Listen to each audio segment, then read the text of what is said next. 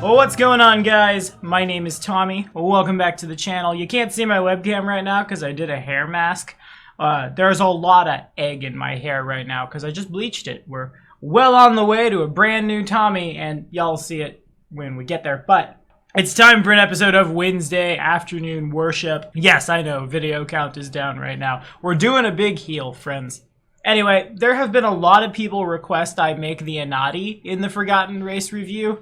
The annatee doesn't exist in 1 or 2e yet, but I am just going out on a limb and assuming we're going to see them in 2e pretty quick. Given how important they are to Age of Ashes, given how flavorful they are, given what they represent. And so today in Pathfinder 1st Edition, not 2nd Edition, because again, I think she's right around the corner, let's talk about Grandmother Spider. If you're liking what you see, be sure to like, subscribe, and ding the bell. Today, this episode of Wednesday Afternoon Worship was brought to you in part by Jochu. Thanks for your help, man. Here we go. So, spiders have been with us probably forever and ever and ever, and they're a part of life on planet Earth. Whether you're terrified of them, or you let them keep webs to eat mosquitoes around your house, or whether you let them keep webs around your house and then there get to be way too many of them, and then their eggs hatch, and then the problem compounds upon itself further and further and further. Yeah, that happened to me once. It was a bad idea. Balance in all things. I'll say that. They aren't going anywhere anytime soon. So, of course, ancient cultures would personify them in their deities, right? It only makes sense. If you were to ask the Hopi, Spider Grandmother could take the shape of an old or timeless woman, or the shape of a common spider as a chief deity in their religion. Anansi, a popular trickster character of folklore from West Africa. In Pathfinder, Grandmother Spider, also known as Nana Annatee, began her life as a divine serpent. And not just any divine servant. We're not talking like she started as a cleric, nah. We're talking like this is the younger sister of a Chekek. What's in a Chekek? Follow this card. In the early days of creation, she antagonized other deities. We're talking stealing and copying the keys that Asmodeus carries, taking a portion of Sarenrae's fire to lead travelers astray. Eventually, she made her own freedom, because you get kind of tired of being a plaything of the gods, I suppose. And over time tempered her antics. By the time she reached the material plane, she saw more value in teaching lessons and evening the odds than spreading confusion. Grandmother Spider delights in games, schemes, and misfortunes that upset expectations, insisting life is not a dance to be rehearsed, but a spiraling tumble down a hill, trying desperately to right oneself before hitting the bottom. It's thrilling, it's messy, it's dangerous. Yeah, kinda is. The Weaver embraces this philosophy fully, sometimes taking advantage of others, sometimes being tricked herself, considering her failures to be just as important as her successes. She encourages pranks to teach valuable life lessons and loves laying the mighty low, though overt cruelty or predation will tend to make her a little mad. That tumble down the hill also can be kind of dangerous, so Grandmother Spider also is associated with the family, encouraging faith in friends and community. Grandmother Spider does not have a formal church. The closest thing she's got is a collection of schools that share resources and staff across the western coast of Garund. These schools exist to educate anyone who's willing in the fundamentals of reading, math, history, and art. Most students attend for only a few months a year, learning in between planting and harvesting. But these so-called mama schools play an important role in Garund's high rate of scholarship. Weird how free education will do that. They also serve as the first step towards formal education in more prestigious schools up to including the Magambia. But as we talked about earlier, Grandmother Spider is also the patron of an ancestry known as the annatee. Hidden within the valleys, cliffs, and plateaus of Nirvachta are, well, these folks. They can take the form of humans, much like Grandmother Spider, and they've learned to over time, because spiders are scary and we all like to smoosh them. But this is what they look like. We've met an NPC in Age of Ashes. Who is it this? I'm wondering if it will ever come out. The wonders of switching GMs in between books, I suppose. Imagine a kitsune, but spider instead. I'm definitely looking forward to seeing this ancestry come down. And that's partially because they are blatant representation of Tommy's lifestyle with their web marriages that involve 3 to 5 partners. What was that bit about life not being a pattern that you must follow like everybody else has and you get to make your own path? Yeah, love it. The annatee insist that Grandmother Spider originally led their ancestors from servitude, and when they were frightened by the darkness, she plucked the dewdrops from her web to hang in the sky, and bam, stars. Anyway, the Weaver herself is true neutral. She's got the domains Charm, Community, Darkness, Luck, and Trickery. I feel like Community and Trickery are domains you don't often see together, so I can get down with that.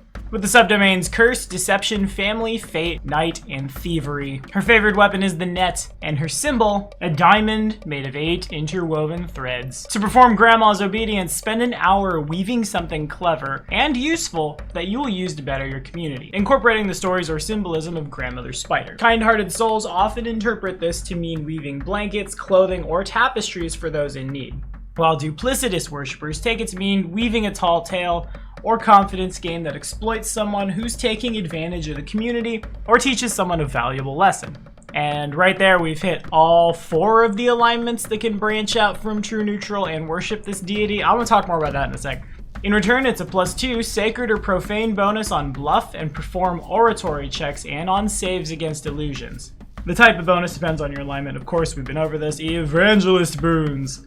It's Sleep thrice a day, Eagle's Splendor twice a day, or Glibness once a day. At 16th level, much like Grandmother Spider, you can weave thrilling tales to buy yourself time or distract those around you, even when amongst those who know better than to listen to you. You gain the Fascinate Bardic Performance and a number of rounds of Bardic Performance each day equal to your CHA plus your hit dice, with a caster level equal to your hit dice. If you already have this class feature, all your class levels count as Bard levels for the purpose of determining your total rounds of Bardic Performance each day and the save DC of your Fascinate. So I have a Bard in my back pocket who of course has 2 Paladin levels and a Scaled Fist level for all that cha-cha-cha synergy. But I was gonna worship Desna for her divine fighting technique. Never mind, boo, can't do it. Still not bad. At 20th level, Grandmother Spider welcomes cool darkness as a relief from the heat of the sun. You too have learned to embrace the starlit beauty of the evening, knowing that darkness will give you shelter whether you are predator or prey. You gain Dark Vision 30 or extend your Dark Vision by 30.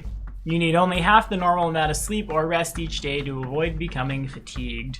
Not bad, certainly playable. There are probably a lot of high-level dungeons where Dark Vision 90 would be real good for you, but Exalted Boons. Silent Image thrice, Mirror Image twice, Borrow Fortune once. At 16th level, though you lack Grandmother Spider's ability to weave new fates, you can emulate some measure of her skill at seamlessly transforming figments into reality. Your illusions are especially convincing and persistent. Spells you cast from the Figment or Glamour subschools last twice as long as if extended, like the extend spell metamagic feat, but you can't metamagic on top of your fake metamagic. You add the following spells to your list of spells known: Silent Image at 1st, Mirror Image at 2nd, Major Image at 3rd, Hallucinatory Terrain at 4th, Persistent Image at 5th, Programmed Image at 6th, Project Image at 7th, Screen at 8th. Holy crap, that's really good. Did you want to play a druid, but did you also want to have illusion magic? Perhaps a cleric of Grandmother Spider? But no, Tommy, I want to be a wizard, so I can have the illusion magic. Now you don't necessarily have to pick. Maybe this isn't the most powerful thing in the world, but it does help you do what you want to do without pigeonholing you into a class. A+. At 20th level, what matters the reality if all the world believes the lie? The effect of your illusions are so strong that they override the physical world. Thrice a day, you can cast a false version of a conjuration or evocation spell as if casting Shadow Evocation or Greater Shadow Conjuring. Sentinel boons give us Animate Rope thrice a day, Web twice a day, you knew you'd see it, or Spiked Pit once a day, but no Spider Climb. At 16th level, as a trapper and trickster rather than a true warrior, Grandmother Spider bests her foes through schemes, wits, and quick reflexes. You've learned to use the spider's patient guile in combat. Trapping your foes within the spider's web gets you Net Adept as a bonus feat, ignoring the prereqs if you already have that.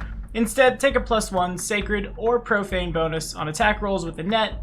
When fighting with a net in one hand and nothing in the offhand, it's a +1 shield to AC. Sure, okay. And at 20th, you allow no chances for your foes to escape once you have the advantage. Those enemies you fell are bound and ripe for your stew pot, should you feel less than charitable in victory. When you confirm a crit against an opponent, you can forego any additional damage to immediately bind your foe in sticky webs, paralyzing it and pinning it in place. This functions as a hold monster with a caster level equal to your hit dice. This can be used a number of times per day equal to your Cha mod. You can set up the coup de grace a number of times per day equal to your Cha mod with your like dual wielding kook reaction. Yeah, that's dope. I love that. That is amazing. For our Planner Adventures boon, let's get a permanent +2 to charisma. Now, again, a deity of a people that live a lifestyle that is what I live feels really good to me. I know I definitely have it better than a lot of people out there, but I've always thought representation is important in our games, so thanks for that one, guys. A neutral deity that offers the domains that this deity is offering is obviously going to be a very varied deity. And I think the lore has put it together pretty well.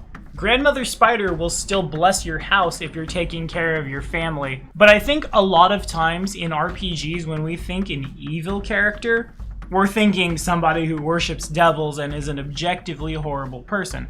I don't necessarily think that's fair. I think it's a fine line to walk to be a character of evil alignment that isn't that, to say nothing of being an evil character in a party in the first place, but it's right there in the obedience. Exploiting someone who's taking advantage of the community. Neutral evil is the alignment of selfishness. Thinking of themselves first, shooting first, asking questions later in the name of loot, I would say neutral evil. But neutral evil also does the bad thing without regards to the individual or the system. The family isn't necessarily the system. I feel more like the family's state is the system, the family's town, the family's so on and so forth. But as I remember vaguely from a song somewhere in my youth, there is a time to reap and a time to kill. Grandmother Spider knows the difference, but that's all the time we have for today. Thank y'all for watching. What do y'all think? Have we worshipped Grandmother Spider? Has she been in our games? Throw it in the comments. And if there's a deity out there that has published content that you'd like to hear my 2 cents on, you can request that one. I will do that one next. Right now, I just can't brew a bajillion things and also fix my brain. That's the only requirement, is they have 3 sets of obediences, and from there I'll make it for you. But for now, I'll see you next time.